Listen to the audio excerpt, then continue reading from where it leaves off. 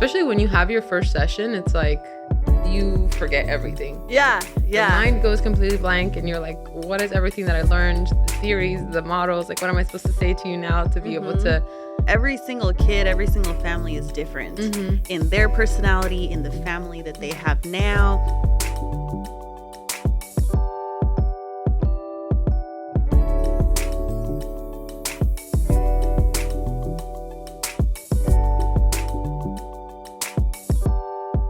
Hello, everyone. My name is Jasmine Naomi, and I'm your host here on the Solely Human podcast. I am a clinical therapist here in Southern California, and on Solely Human, we talk together about how we have similar and different human experiences, but we also acknowledge that we are soul, and our soul is what connects us to the universe around us, the people around us, and ourselves. So today I have a very special guest on today, my friend Dany. Hi. Dany, say hi to everyone. Hello. Dany, it's really cool because we graduated from our Bachelor's of Social Work program together and from our Master's of Social Work program. So we did the whole process together, and now we are both mental health professionals. But I want you to introduce yourself to everyone, and in telling us who you are, don't tell us your job description. Don't tell us what you do for work, and then tell us who you are. So, full name, Danjarel, but I go by Dany for short. I've actually known Jasmine for quite some time now, 10 years in 2 years, so 8 years now, which... That's a trip. That's a long time. I've never heard the numbers put like that. So long time. Wild. So, such an honor to be here and to be part of everything that you're doing. I think it's a voice for a lot of people that might need to hear it, or people that might be going through different journeys, and... So good to be here. In short, how I consider it, like a description of myself without my job title, correct? Who are you without using your job as a way to describe yourself? Okay. So who are you? Who is Dany? The biggest word that's like coming to my mind right now would have to be just extremely passionate. I feel like I've grown a lot. So I'm a huge, how can I say this, supporter of journey and growth throughout years. I don't even know how to say that in a way that makes sense. I think that works. Yeah. Supporter of like growth and individual journeys. I love dancing. I'm not a dancer, but I love dancing. But you love dancing. I do. It's something that I've been passionate about for a long time. Outside of that, I do love nature. I do love to go outside. I think that is the biggest thing that connects us to everyone and everything. And I love being there for family, friends, community. Okay. Small but long description. No, but I love that. I think when I think of you, those are definitely the things I think of. So I like that.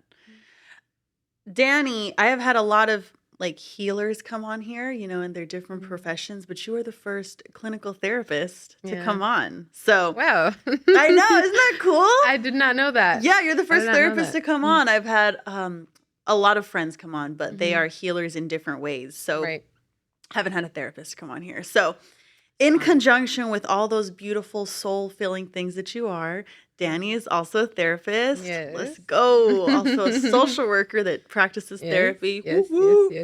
So I wanted you to come on because I feel like we learn a lot in school. We're taught a lot of things in school. And then you actually start working. It's like you thought you knew everything. You thought you were ready, and then you got here. So tell me, you've been working a little longer than I have. So you're going on what, 3.5-ish years, 4 years of like just post-school work. I actually want to start with this because I don't think, or maybe you do know, or maybe you don't remember, but I feel like the whole reason why I even started social work in the first place is because of you. Have I told you this? I remember this conversation a very long time ago. Please tell us how you chose social work. I've been wanting to be a counselor of sorts for a very long time. found, quote unquote, like my calling or where I felt comfortable in high school and took like intro to psych classes. And I loved it. And I was like, this is what I want to do. And so I started college here as a psych major. And I was like, this is where I'm at. This is what I want to do. And nothing to, bad people that do start with psychology and stay within that world. I just felt like there wasn't the community aspect and the wholeness that social work brings you. And so I remember I had befriended you and I told you that I felt like I really liked my psych classes, but I wasn't fully like, I felt like there was something missing. Yeah. Like I was missing the humanity and like the humane part of it. Maybe other psychologists might argue with me, but that was just my experience in the classes that I was taking. Yeah. It was a lot about like understanding human behavior, but not really like fully connecting with it. And I felt like that was the biggest. And so I remember talking to you about this and you're like, you should just take an intro to social work class and see how that goes. And I did. And here I am. And here you are, social and here I am. So that definitely like changed my life. And I managed to like fully put myself into this work. After I graduated from my bachelor's, I don't think we planned to do the same exact program, and it just happened. It just worked out. Yeah, it just happened to be that same exact way, and so I am very grateful of where I am today. I feel like the things that we get taught in school allow us to sort of prepare us for the real world, which is connecting to your original question. I just remembered. I just feel like when you are with real clients, with real issues and problems that they're going through, your life changes in the way that you see people also changes a lot. And so, I don't know. I don't think I was fully prepared to, because we're talking about treatment into practice or just... Yeah, well, just kind of your experience. So getting here, working as a therapist, just your thoughts and experience up to this point. Yeah. Okay. So like I said, I feel like there was a lot of things that I learned throughout our programs. And I feel like our bachelors did a pretty good job. Would you agree? Like the program that we went through did a pretty good job in allowing us to explore a lot of those things and like connect with the community in the way that we did. And obviously with our masters, we got those opportunities as well. And I'm very grateful for them. If anyone of you ever watch this, by the way, I just feel, and maybe every therapist feels that way, right? Yeah. But once you're out there in the field, a lot of the things that, especially when you have your first session, it's like you forget everything. Yeah, yeah. Your mind goes completely blank and you're like, what is everything that I learned? The theories, the models, like what am I supposed to say to you now to be able to make you feel comfortable? So at the very beginning, even though I felt prepared, there were times that the word like competent would come into my mind and I wouldn't feel fully competent in being the spaces that I was or that I was in. And I think over time it has developed, and to this day is obviously something that I feel like as therapists we still try to develop and work with. But I don't know, I think the nervousness and the having to carry someone's life could, or in my mind, right, it was sometimes a lot of pressure. Yeah. No, I still feel like it's a lot of pressure sometimes. But, I'm able to think of like, okay, I'm not technically doing this by myself. Like I have support in place. It's kind of just, it is a big responsibility. I think that both of our programs, the emotional distress was real, but that's just, that's just school sometimes, Then the pandemic hit, girl. That's true. I, to this day, am so thankful that happened our last quarter. Because to have done more than that in that online learning happened. Oh no. There's going to be too much. That was crazy. That was crazy. That was very crazy. I remember they were like, oh, we're still going to have class. And we're like, I don't know about that. I was just stressing out because our internships were very much, you had to be there. In person. There was no way you couldn't do our internships without being there. And so at that point, I don't think, at least with the space that I was in, it was the county, and I don't think they had that figured out yet. There was no source of telehealth happening. Yeah. So it was wild. That was wild. Yeah. But yeah, I definitely feel that they prepared us really well. It's just nothing compares, and I'm sure a lot of professionals can relate in general, but nothing really prepares you for when you're in it and doing it. Mm-hmm. Like getting my caseload, I remember I was like, I remember like having to call a parent for the first time. I was like, what do I say? I'm not ready. What do I say? So, but now being here and I mean, all the time, therapy, guys, is like a very broad You know, a lot of term. things with it, yeah. There's so many things under that, so many different types of therapy for different diagnoses, just a whole bunch of different worlds. So I think that, one of the first things I want us to talk about is kind of like putting our treatment or putting our theory into practice and what that looks like for you and how that feels for you up to this point. Well, and why don't you tell us a little bit of the population that you work with right now? Okay. So, do you want me to also go into what I've worked with or just current? Both. Go for it. I guess as soon as I graduated from our master's, I went into, I don't know if you remember this, but I started with the suicide hotline. That was insane for all those people that's counselors that are still working on the hotline. Like, I have a special place for you guys in my heart because I know what that's like, and it was a lot of pressure, and I felt like I was on survival mode every single time. Just because some people call just for comfort, others call because they're actually about to kill themselves and like there's a crisis. And so I found out that was just not the work for me. So I stayed there for like 4 months. And after that, I landed my first job as a therapist because when you're in the hotline, you're just a counselor and you refer people right to therapy within their area. And so after that, I started working for a GMH program, which was for adults and older adults. And that was a very different experience than the one I'm currently going through right now, because I do work for a program that is specifically for children and teenagers. Sometimes I can get young adults every now and then, but not very common.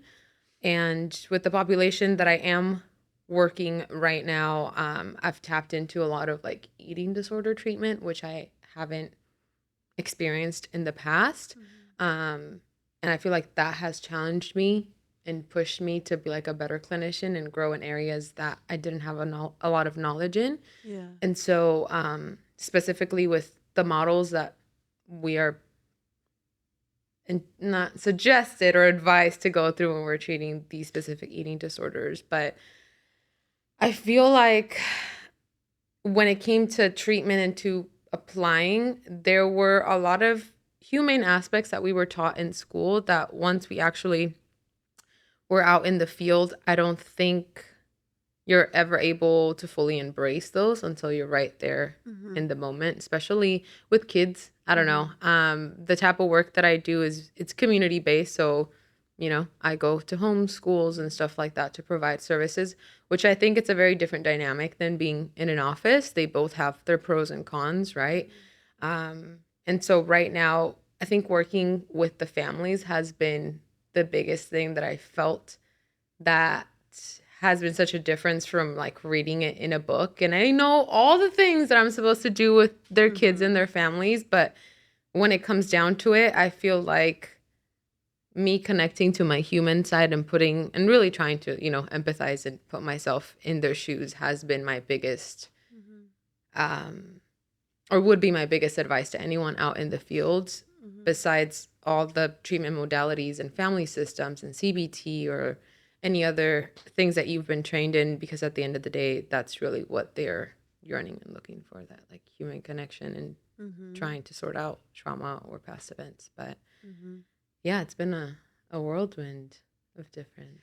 I think the cool thing about social work that I love and, constantly get to utilize is just kind of what you mentioned, like the humane aspect of it. We're just considering a bunch of different things. So it's like, yeah, we can learn all these things and we can read these things, but every single kid, every single family is different in their personality, in the family that they have now, in their background, it's just so cool. No one is ever the same. And so I think it's really special because at least the kids at the group home, they all have their kids, yeah. Yes, I also work with kids. The kids at the group home, they just all have their own little personalities. And so Mm. even though I have this modality of therapy or I understand how to use this intervention, each kid is going to challenge me in a way where I'm going to have to use it differently each Yep. time. Yep. So it's like a puzzle. It's Mm-hmm. constantly changing. So it's fun and it requires a lot of energy exertion, Mm-hmm. but I think it's really special. Yeah.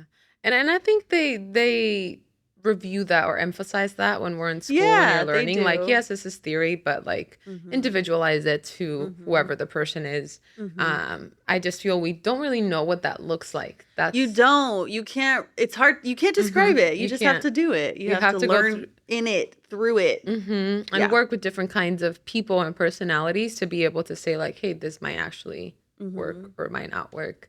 I'm still consider myself one of those therapists that I kind of, and I'm pretty sure you might be the same or might not, right? But I'm still in the learning process of trying to figure out which specific modality works for me. But because I've found that there are a lot of helpful things from different practices, I'm still gathering a little bit of here, a little bit of here, a little. I can't fully tell myself like I'm a CBT Mhm. therapist or Yeah, I'm yeah, fully yeah. a this or that. Um, just because I feel like there is a lot of really great things, some not so great, and so I try to take those good things and put them into practice with people. Mhm. No, Yeah. same. I have no idea what I want to specialize in. Specializing, yeah. I'm still in that process. I Still in have that no process. idea. There's just so many different options, so many Mm-hmm. different ways to go, and they're all so cool. And you get to help so many different people in so many different ways. So I have no idea. Mm-hmm. What is something you, Mm-hmm. as a clinician, maybe encourage with your clients, previous or current clients, that you don't do or are still trying to do for yourself? This question always gets me because I feel like I get it all the time, and I'm like everything, everything that I say. For myself, there's a lot of things. Yeah. I'm listening to myself sometimes in sessions with the kids. I'm like, wow, I'm so wise. Would I actually do this? I should really do this. I was talking to my kid the other day Mm-hmm. because he was so upset about something tiny, but to him was like the whole world. And I'm like, Mm-hmm. this is not something you have control of. Let's practice the circle of control real quick. And I understand you're frustrated and I know it's Mm-hmm. upsetting, but you don't have control. And I'm like, Jasmine, if I could just remind myself of this, which I try. So what is one or more than one of your More than one things? thing. Yeah. I am a huge and like full self-disclosure, we've talked about this many times. I do struggle with anxiety and struggle with a lot of like inattention. And so I feel like a lot of the coping skills that I talk to my clients to practice, and you're like, hey, the more you practice this, the better it'll be for you, like for it to come. That's my biggest, in general, my biggest recommendation or advice to clients is you have to try a lot of different coping skills before you find the one that like works for you every single time. Because if you don't try, you won't be able to find something that you can connect with and be like, hey, this actually helps me to relax or ground myself. And so I feel like I've identified something that does like coping skills that do work for me, but I don't practice them enough to be like, hey, this is like my go-to every single time that does work for me. So I think that is, out of all the things, that's the biggest thing that I'm still trying to work towards. And I have I have like 4 or 5 like journals right next to my bed because I go through phases where I'm like journaling every single day, and then I don't journal for like 3 or 4 months. And then I'm like, yo, I've been slacking. I got to get back into this. And so it also just makes me human, right? Therapists are also humans, and we go through our own things and experiences. And so, not that I am a hypocrite, but I do try to practice what I preach to other people. And I think as you know, we also deserve to have our own time with our own therapist to kind of work through a lot of those things. And so I would definitely say the whole like coping skills and truly taking care of myself by having someone to actually process a lot of these things with. I currently don't have a therapist, but I used to have one, and I've been telling myself for months now, I'm like, I need to get back into it, and I haven't. It's been quite some time, so I want to go back to that too. So those would be yours. Same. I can relate. Yeah, and it doesn't, I don't think it makes you a Mhm. hypocrite at all. It just makes you a human. Like you said, Mm. we all go through our own experiences. Uh yeah, that made me think of a client.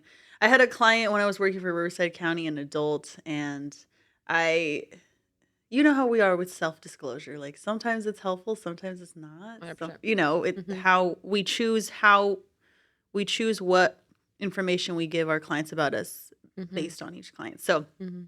I was talking to them about like a stressor in my life or something. I didn't trauma dump or anything. I was just expressing I was upset, and they were like, "Are you good?" And You're oh, I was like, damn. I'm good. I'm good, but and then we had a conversation about it. It's like we're human too, Yeah. And I think the light, or at least when I think about my therapist, obviously I'm able to think Mhm. about, oh, I know she has a family, I know she has Mhm. her own life and stuff, but it's like the space that you hold for me is always a Mm. very neutral, safe space. And so Mm. I can see how clients would forget sometimes, like, we're just human too, One recently asked me because we were talking about, I don't even remember what we were talking about, and they're like, "You're married?" Ah! I was like, "Yes, I'm allowed to be married and have a life outside of this." Yeah. I don't think it surprised them because I'm young, because that's a huge factor. I feel like we Yeah. both Yeah. still go through, but I think it was the fact that, like, yes, I like to go out to the movies, and Yeah, yes, yeah, I like to yeah. go, I don't know, camping and doing all these Yeah. things. Yeah. Um, that I feel like sometimes they forget, especially working with kids. Oh, Sometimes I feel yeah. like that might be, or Yeah. even with adults. I had my experience a lot with adults. It happened a lot too. I also think there's like an art to self-disclosure. It's like a whole Yeah. world in its own, because I've definitely learned like these are the people I can actually share Mhm. these things with, and I know that if I were to share this with someone, it might not be Yeah. to their best interest or benefit to them or to even like their own growth journey. I don't know. I But think that was a really good way to put it, being that it is an art in itself, and that's yeah. for sure. It's funny because kids being kids, so I would say most of my kids right now are between the ages of like 8 and 12, and then I have a few like 13 to 15. Mm. But that age, they just ask anything and everything all the Yep. time. Yeah. So it's funny. They Mhm. crack me up. I But agree. in in talking about how we as therapists ourselves are also human, and we Mhm. also go through seasons, and sometimes we know how to take care of ourselves and we don't Mm. do those things, and we kind Mm. of just navigate as everyone is going through different things in our lives. So how would you say up to this point you have experienced your own life events Mm. and still had to provide like healing spaces for our clients? Yes. I think that's a lot of things come to mind because I feel like ever since we also, just to for everyone that's here, we finished our program also within the pandemic, peak pandemic. Pandemic started March 2020. We graduated June 2020. Mhm. And finding a job then was so difficult. I don't know if you remember that. And I felt like because within the world of therapy, and because we both wanted to do the same thing, which Yeah. was clinical work, Yeah. it looks very different from someone that graduates with an MSW and wants to do, I don't know, something different, which, Mhm. by the way, with social work, you can do a lot of things. You I can. feel like So that's a many huge things. misconception when I tell people that my background is in social work. They're like, How how are are you you a a therapist? therapist? I'm like, Right. we Right. can talk about this after, Yeah. but Yeah. like going back to what I was You're good. going back to what I was saying, when that happened and I was trying to look for a job, I think at the very beginning, especially because you try not to get yourself in spaces of comparison or Mhm. other people have these things, and try to be in the space of like gratefulness and this is what I have, this is what I can work with. Mhm. Um, especially when I first got that job as like the suicide hotline. Mhm. I don't know if I've ever told you this, but the week before, because I was looking prior to graduation and I had been looking everywhere, and like no one. I had applied to so many places and no one would pick me up. I was literally a week away from starting an Amazon job at a warehouse. Like that's how Mm. desperate I got, because at that point I wasn't living with my parents. If I Right. after my internship was done, there was no more money flow. Like there was nothing that was going to happen afterwards. And I was not about to put myself in a position where I'm like, I don't have anything to do. I don't have a job. I can't gain unemployment. So I was literally, Jasmine, a week before I started with the suicide hotline, I rejected the Amazon job. I went to my interview. I went to go get everything for Amazon. And right before I started, I told him, you know what? So sorry. I actually got a job somewhere else where I felt like I was actually going to contribute to my career. Let's get out of here. Because I felt so, I don't know, I felt so incompetent then. I felt like I was getting a lot of rejection. And with rejection comes growth, right? We know this. It still sucks, though. It still sucks. It's a very shitty It definitely place still to be. sucks. I think it hurts more when you do go through the process and don't ever hear back. I'd rather you be actually cordial and tell me like, hey, you didn't actually get the job, instead of like going through the process and then not getting anything or not hearing anything. So I think after that, because at that point I wasn't necessarily a therapist, right? Once I started providing therapy, I did go through difficult situations within myself and within my family that I felt like I didn't feel qualified to be able to do the work that I was supposed to, because my mind and specifically my heart was always somewhere else and distracted. And I think the biggest thing that allowed me to get through those very difficult moments was connecting to, and I don't know if this is going to sound weird but connecting to a younger version of myself, if that makes any sense. It makes a lot of sense. Yeah. Just so I could hold on to the hope and I feel like when we're growing up, or depending where you grow up, right, in your environment, but I've always been, this is going to sound very corny too, but I've always dreamed of doing a lot of things. And like when I'm in the future, especially because I came into this country as a teenager. For those that don't know, I'm originally from Puerto Rico, came here. Very different experience from an immigrant family. We, as Puerto Ricans, we are citizens. And so we do get a lot of other blessings that I fully am aware of and privileged of having when I came into this country. But there was still a lot of hardships through that, which is a whole other story for another time. And so even now as an adult, when all of that was happening, I tried to connect myself with that version of myself, of wanting to look forward to the future and the things that I wanted to do. And so that was the only thing that allowed me to at times be in spaces where I could connect with clients, especially because I work with clients and because our program is sort of a crisis stabilization program. A lot of the kids that I do get are teenagers. As soon as they're out of the hospital, they come to us, we stabilize, we refer to long-term treatment. And so not just that, but also taking breaks, right? Also understanding like, yes, I want to connect to a younger self so I can be here fully present with you, but also when is it time for me to walk away, which is still something that I'm learning a lot to do, because I'm a people pleaser. And that also at times would kind of seep through for being there for clients, even though I was not okay with myself. And so still learning how to put those boundaries, specific work boundaries, and be like, I actually can't be here today. My heart and mind are not fully here. And I won't be able to provide the service if I am not okay. So still learning how to do that.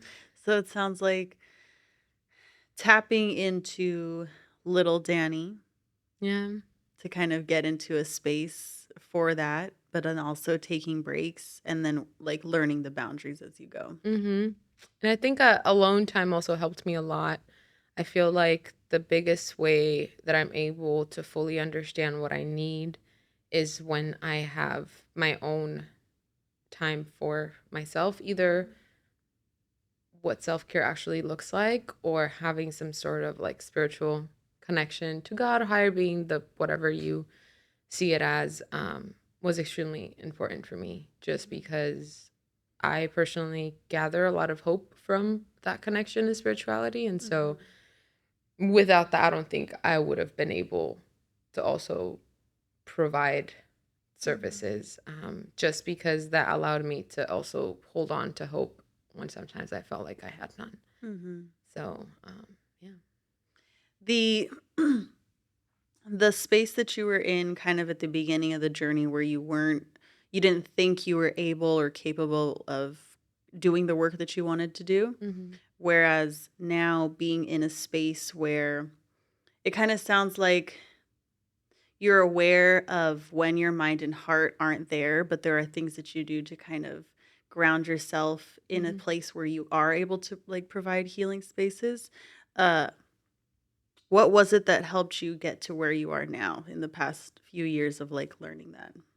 Mm, I think support from family and friends, and I have to also give a huge shout out to my now husband Daniel. Mm. But then, like throughout the process, when I was going through that stuff, he went from being like my boyfriend to getting engaged into Mm. us now being married.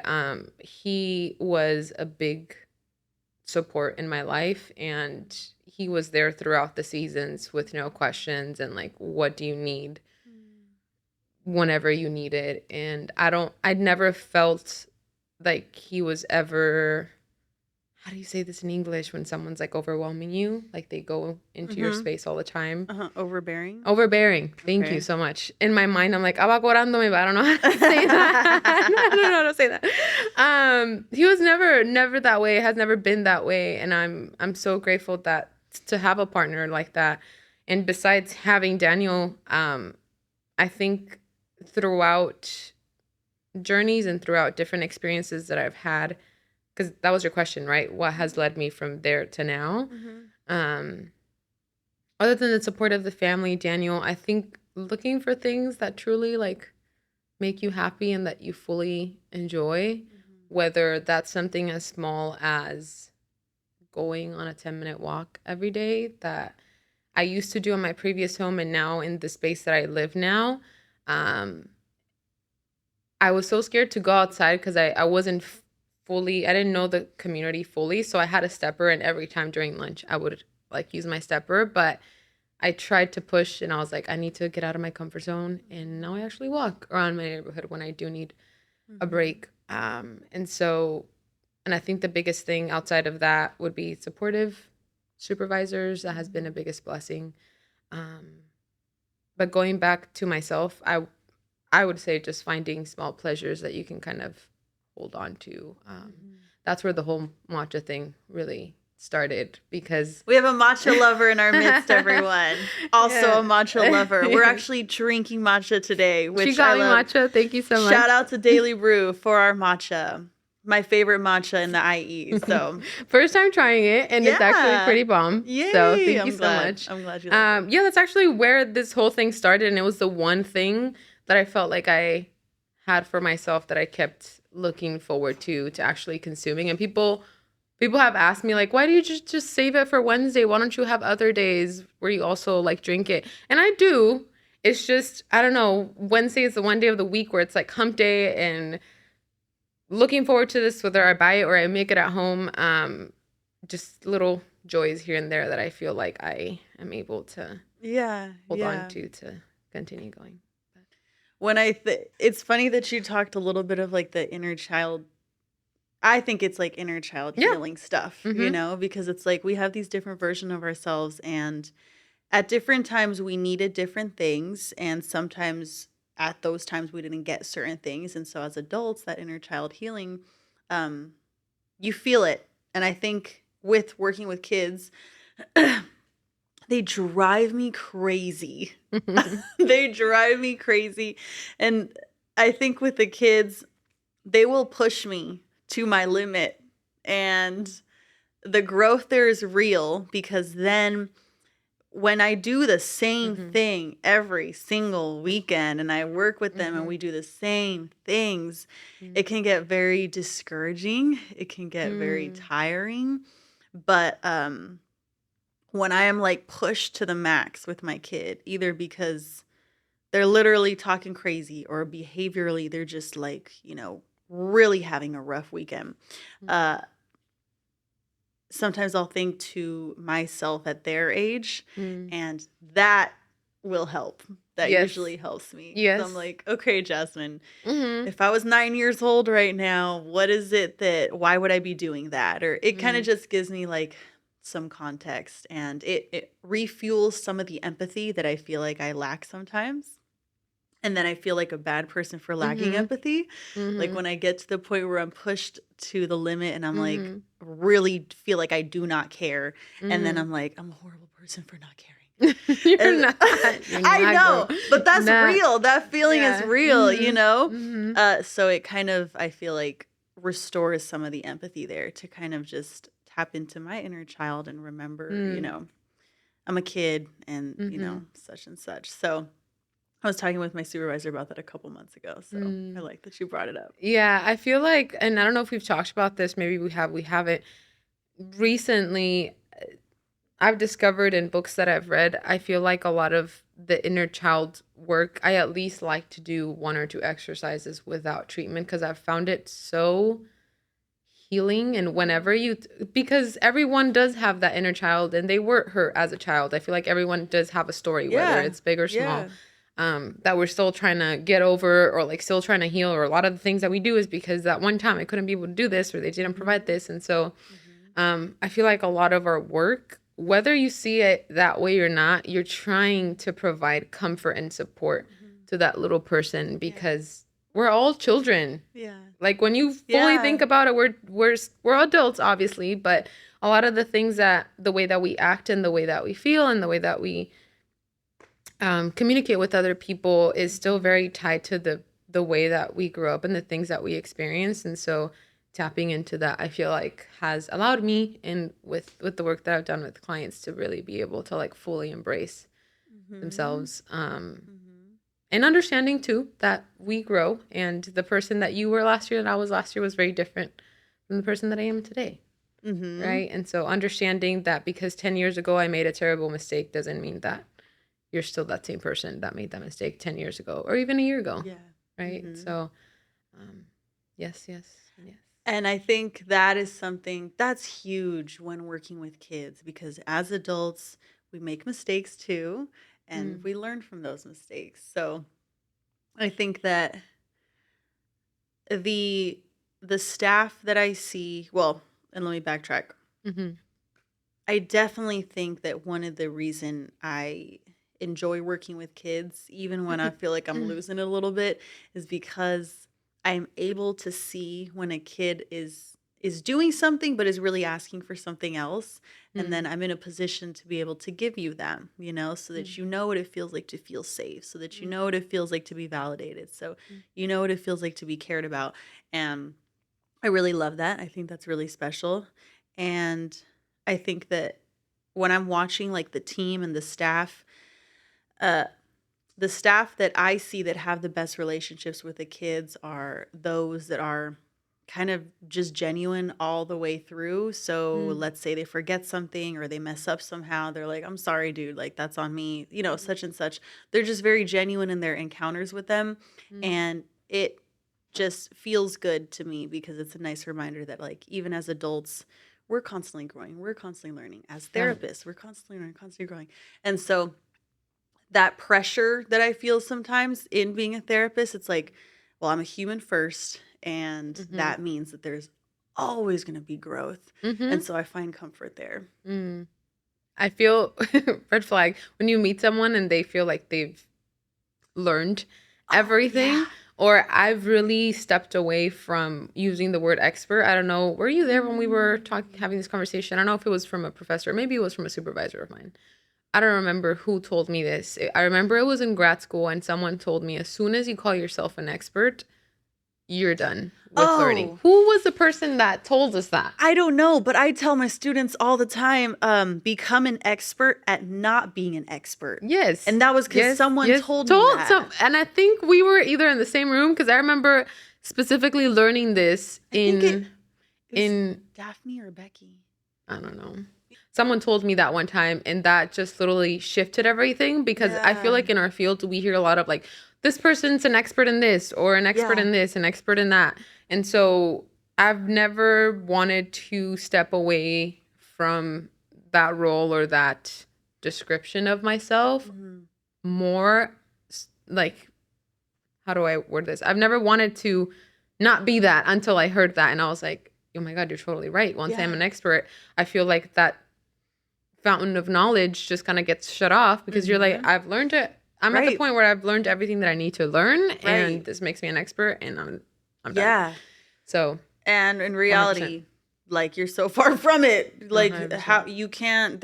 You're always going to be learning, especially when you're working with humans. You know, it's like everyone is going to be different, and so that's funny. That's going to bother me. That's okay. That's okay. I have a quick question because we did talk about me, but I'm actually curious.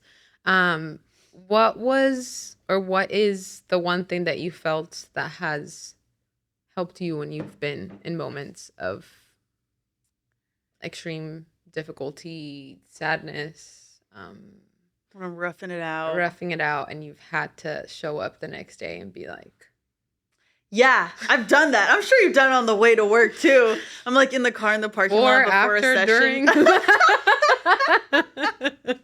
Yeah, I've had a lot of moments like that. Well, I mean, I think one of the biggest things just even in the past few years is like whatever I'm in, to like be in it. I was avoidant for a really long time. So it's like, I'm fine. You know, I'm actually really not fine. So definitely like being in it. I think my spirituality also has been like really big. And when that wasn't there, or I thought it wasn't there, taking time to be outside, because even that is like a big part of my spirituality. So when I thought I didn't have like faith or I was disconnected, even being outside is kind of what would like replenish me. But I think what's helped more in the past like couple years is how I talk to myself. That makes a big difference. Like how I speak to myself when I'm going through it. Being nice to myself and literally being like, all right, Jasmine, you're having a really rough day, but this is just one day and it's okay. You can be sad. Just being patient with myself and being nice to myself, because there's always like days where you just don't want to go to work, you know, and because whatever you're going through, it's like feels really heavy that day. So I think that's what's done it. Are there any words that feel like hugs? Words that feel like hugs?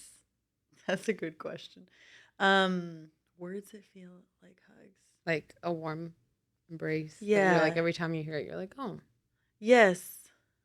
Maybe not words like phrases. Yeah. That's what I meant. Words, sentences, paragraphs. Okay. You got this. It's gonna be okay. You're still awesome. This is normal. Normalizing. I love that. Yes, this is normal.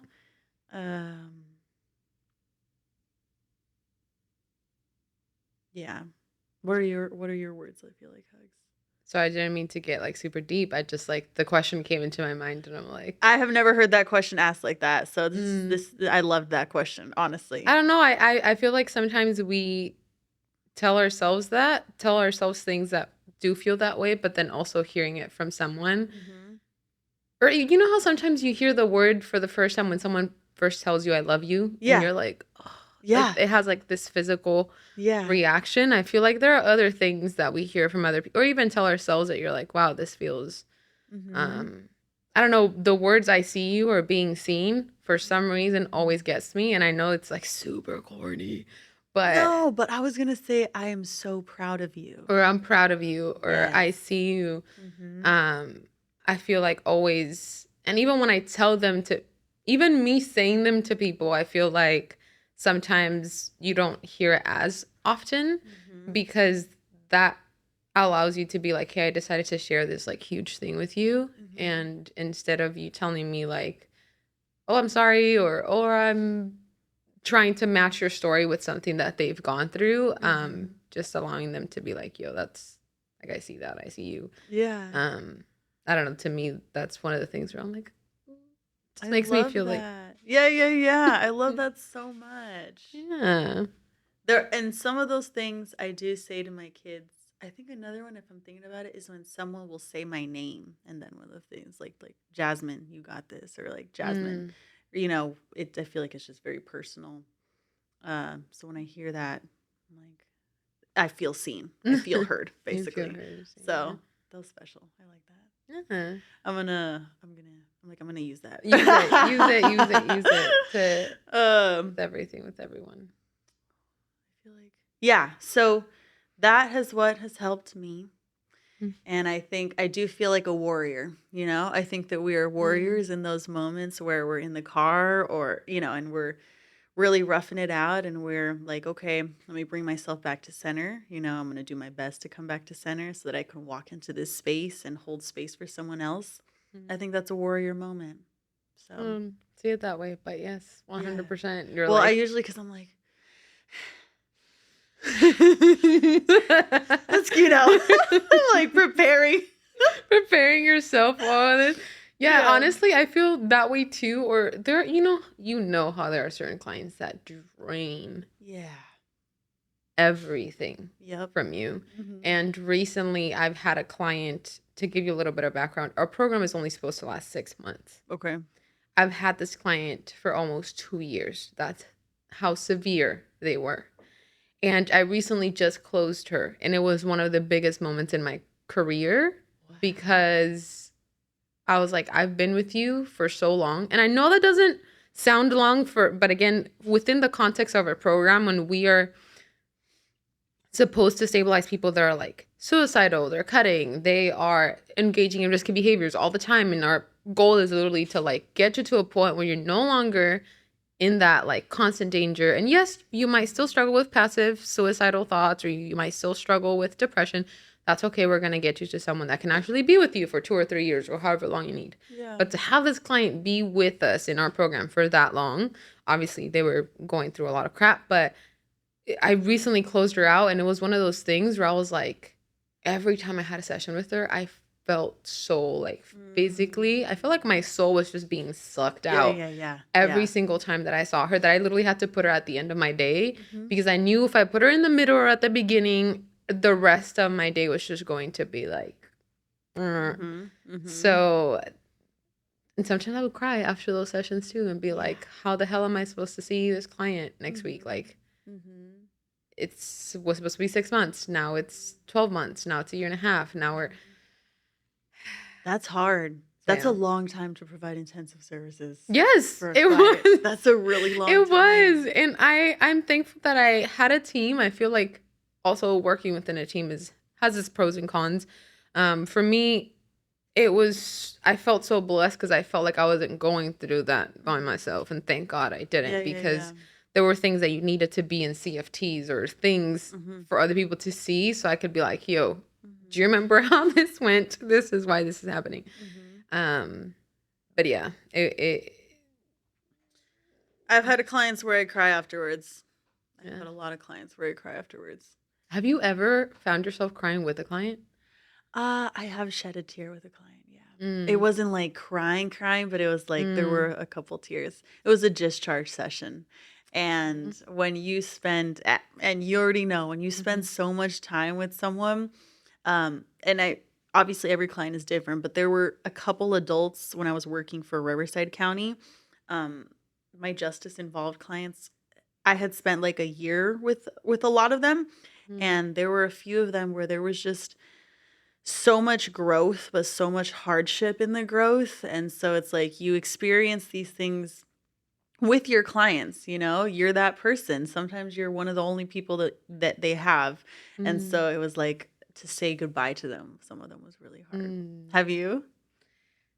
Not yet. Okay. But I'm very scared of when that moment comes because I'm a crier, and I'm scared that if one comes, it's gonna be like, yeah, it took a lot of like restraint. internal restraint. Yeah. I've felt coming, but Yeah. then I've been able to calm myself down. I haven't gotten there yet. I know I will eventually. But I've been terrified of it because I'm just like Yeah. no. There are two of them that I can think of, and it was just one tear, but it was there. And I'm sure people would say different things about crying in front of a client. The correct answer is that every client is different, and use your clinical judgment. So, Yes. okay, we're gonna wrap up for time. Okay. Thank you so much for coming on. Thank you for inviting me. Of course. Is great. Dany, hopefully we'll be back again. Yes, Dany will be back. Dany will be back. We can hit other topics. Yes, we could talk all day for a bunch of different things. So I'm so happy that you came. Thank you. Yes, Dany will be back, everyone. Don't worry. Solely Human, guys, releases every week on Fridays, and it's on Spotify, YouTube, and Apple Podcasts. So tune in, audio, visual, either or both. But as you go into your day or your weekend, your week, please practice empathy with yourself the same way that you would practice empathy with someone that you love.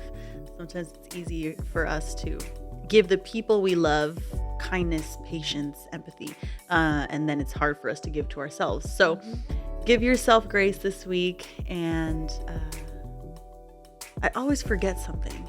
I've thought about writing it down on a sticky note, but it's so not cool. It can't be if you have it. True. I'm gonna just laminate the sticky note. Laminate the sticky note. They'll know. Oh! Like and subscribe to the video. Yes, like and subscribe the video, follow.